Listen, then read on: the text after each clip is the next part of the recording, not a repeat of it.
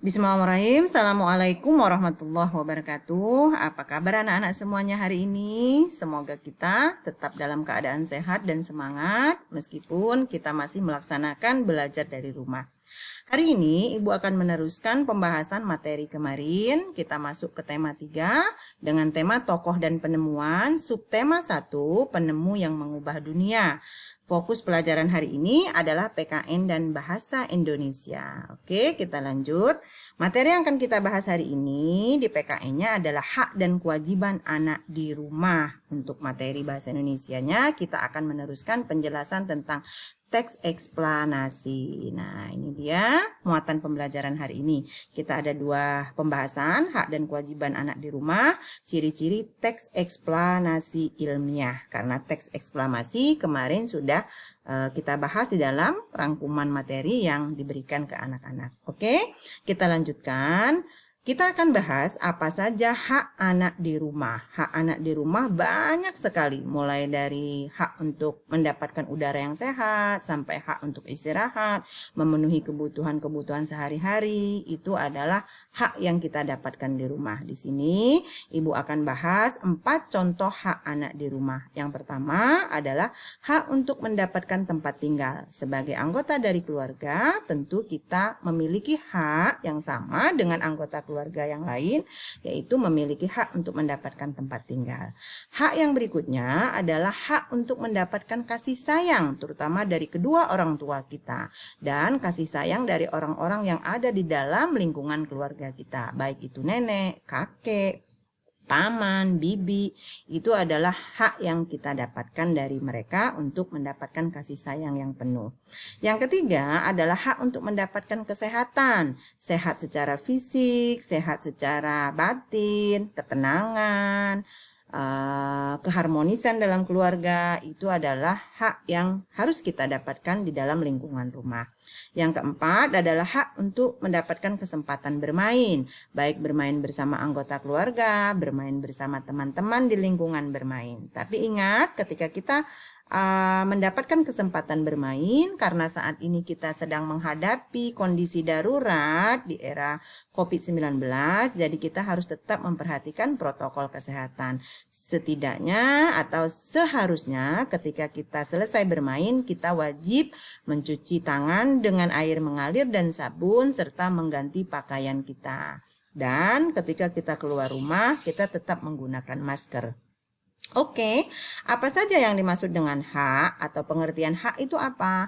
Hak adalah segala sesuatu yang harus didapatkan oleh setiap orang. Setiap individu itu pasti berhak untuk mendapatkan haknya, baik itu di lingkungan rumah. Lingkungan rumah itu adalah lingkungan keluarga, lingkungan sekolah, maupun di lingkungan masyarakat tempat kita tinggal. Nah, ini adalah hak, pengertian dari hak dan contoh hak ketika kita berada di lingkungan rumah. Nah, materi hak dan kewajiban, Ibu yakin ini bukan materi baru buat kalian, karena materi ini sudah dibahas sejak kalian duduk di kelas 2 SD, itu sudah mendapatkan materi tentang hak dan kewajiban. Oke, kita lanjut, kita lihat apa yang dimaksud dengan kewajiban dan apa saja contoh kewajiban. Oke, kita lihat kewajiban anak di rumah yang Ibu bahas di sini juga ada 4, tapi ketika prakteknya atau kenyataannya kewajiban kita di lingkungan rumah itu banyak sekali yang harus kita lakukan, yang harus kita kerjakan. Tapi Ibu bahas di sini adalah 4, yang lainnya nanti akan kita bahas di dalam tugas yang akan kita kerjakan setelah pembahasan materi ini. Kewajiban anak di rumah yang pertama adalah menjalankan perintah agama. Apapun agama yang dianut oleh kita dan keluarga, itu setiap agama pasti memiliki perintah masing-masing dan cara melaksanakan perintah agama, terutama ibadah, itu masing-masing agama pasti punya cara yang berbeda. Mulai dari agama Islam, Kristen Protestan, Kristen Katolik, Hindu, Buddha, dan Konghucu itu memiliki cara yang berbeda-beda. Yang kedua, kewajiban kita sebagai anak di lingkungan rumah, tentunya kita berkewajiban untuk membantu tugas orang tua kita. Baik orang tua kita, apa saja tugas orang tua kita, seperti membersihkan lingkungan di dalam rumah, membersihkan lingkungan di luar rumah, di sekitar rumah kita seperti teras, lingkungan got yang ada di lingkungan rumah kita. Maka kita berkewajiban untuk membantu tugas orang tua. Seperti ketika ibu kita sedang memasak, ayah kita sedang mencuci mobil, maka kita memiliki kewajiban untuk membantu tugas-tugas dari mereka. Dengan membantu tugas orang tua, secara tidak langsung kita belajar bertanggung jawab untuk memelihara lingkungan dan barang-barang yang ada di rumah kita. Yang ketiga, kewajiban anak di rumah, apalagi saat ini kalian sudah duduk di kelas 6, tentu sudah jauh mandiri dan jauh bertanggung jawab untuk membereskan kamar sendiri. Yang berikutnya, kewajiban kita sebagai anak ini tidak berlaku di lingkungan rumah saja, di lingkungan sekolah, di lingkungan masyarakat pun ini masih tetap menjadi kewajiban kita, yaitu berbicara sopan kepada orang tua, orang yang ada di sekitar lingkungan kita, itu kita memiliki kewajiban untuk berbicara sopan. Dengan berbicara sopan menunjukkan bahwa kita memiliki akhlak yang baik. Apa yang dimaksud dengan kewajiban? Kalau tadi hak adalah sesuatu yang harus kita dapatkan, sementara kewajiban adalah sesuatu yang harus dilakukan atau dilaksanakan oleh setiap orang. Setiap orang di sini artinya mau dia berusia anak-anak kah, remaja kah, orang dewasa kah, orang tua kah, makanya dia tetap memiliki kewajiban untuk melaksanakan bagian dari contoh-contoh yang sudah kita bahas tadi. Oke, ini adalah contoh dan pengertian dari hak dan kewajiban anak di rumah. Nah, salah satu hak anak di rumah adalah mendapatkan ilmu pengetahuan. Ilmu pengetahuan tentu kita dapatkan melalui belajar, baik belajar secara mandiri ataupun belajar yang didampingi oleh orang tua dan guru. Nah, ilmu pengetahuan itu tentu semakin banyak ilmu pengetahuan yang kita dapatkan, maka wawasan kita semakin luas. Nah, untuk mendapatkan ilmu pengetahuan yang lebih, kemarin kita sudah bahas tentang teks eksplanasi, mulai dari pengertiannya, terus ciri-cirinya, bagian-bagian dari teks eksplanasi itu sendiri. Nah, hari ini Ibu akan meneruskan tentang pengetahuan kita tentang teks eksplanasi, tapi Ibu fokuskan untuk ciri-ciri teks eksplanasi ilmiah. Kita akan lihat apa saja ciri-cirinya. Ada 3 ciri teks eksplanasi, fokusnya ke teks eksplanasi ilmiah. Strukturnya terdiri dari 3. Yang pertama adalah pernyataan umum, yang kedua deretan penjelasan, yang ketiga interpretasi. Apa itu pernyataan umum? Pernyataan umum merupakan gambaran awal tentang apa yang disampaikan dengan pernyataan yang bersifat umum. Yang deretan penjelasan atau eksplanasinya merupakan inti penjelasan apa yang sedang disampaikan di dalam sebuah teks atau paparan yang sedang dibahas di dalam teks tersebut. Interpretasi berisi pandangan atau simpulan penulis yang bersifat pilihan. Kenapa disebut sifat pilihan? Artinya boleh ada, boleh juga tidak. Jika tidak ada, itu tidak mengurangi penjelasan atau inti dari teks tersebut, tapi jika ada, itu akan lebih baik. Di dalam interpretasi itu memuat informasi berdasarkan fakta. Fakta itu apa? Fakta itu nama lainnya adalah faktual, realita, kenyataan yang terjadi sebenarnya, itu yang disebut dengan fakta. Berikutnya adalah contoh teks eksplanasi ilmiah. Nah, karena kita fokus ke contoh teks eksplanasi ilmiah, jadi Ibu angkat materinya tentang teks eksplanasi ilmiah. Nah, kemarin kita sudah bahas tentang penemu yang mengubah dunia. Salah satunya adalah penemu yang menemukan lampu bohlam. Nah, sementara lampu bohlam itu sendiri adalah dialiri oleh arus listrik. Untuk itu, Ibu angkat atau Ibu bahas di dalam contoh ini adalah tentang arus listrik. Kita bahas pernyataan umumnya. Contohnya adalah transmisi dan distribusi adalah proses hantaran listrik yang berawal dari stasiun pembangkit listrik.